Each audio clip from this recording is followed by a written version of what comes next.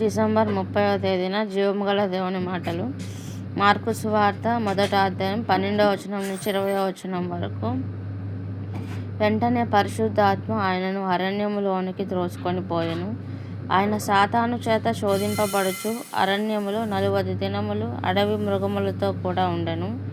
మరియు దేవదూతలు ఆయనకు పరిచర్య చేయుచుండిరి. యోహాను చెరపట్టబడిన తరువాత యేసు, కాలము సంపూర్ణమై ఉన్నది, దేవుని రాజ్యము సమీపించి ఉన్నది, మారు మనసు పొంది సువార్త నమ్ముడని చెప్పుచు దేవుని సువార్త ప్రకటించుచు గలిలయకు వచ్చెను. ఆయన గలిలయ సముద్ర తీరమున వెలుచుండగా సీమోను సహోదరుడగు అంద్రెయయు సముద్రములో వలవేయుట చూచెను. వారు జాలరులు.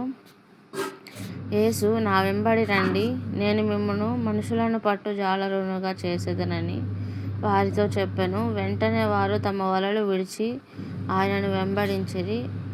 ఆయన ఇంకా కొంత దూరం వెళ్ళి జెబెదయి కుమారుడగు యాకోబును అతని సహోదరుడగు యోహానును చూచెను. వారు దోణిలో ఉండి తమ వలలు బాగు చేసుకొనుచుండిరి. వెంటనే ఆయన వారిని పిలువగా వారు తమ తండ్రి అయిన జెబెదయిని దోణిలో జీతగాండ్ర యొద్ద విడిచిపెట్టి ఆయనను వెంబడించిరి. యేసయ్య వాక్యాన్ని ఆశీర్వదించును గాక. విన్న మీ అందరి జీవితంలో దీవెనలు కలుగును గాక. ఆమేన్. స్తోత్రం ప్రభా, స్తోత్రం తండ్రి, పరిశుద్ధాత్మ తండ్రి, పరిశుద్ధాత్మ తండ్రి, స్తుతులు స్తోత్రములు ప్రభా, స్తుతులు స్తోత్రములు తండ్రి. ఇదిగోనైనా డిసెంబర్ 30వ తేదీన ప్రభా, ఇదిగోనైనా మీ బిడ్డలందరినీ సజీవ లెక్కలో ఉంచినందుకై మీ కృతజ్ఞతాస్తుతులు ప్రభా.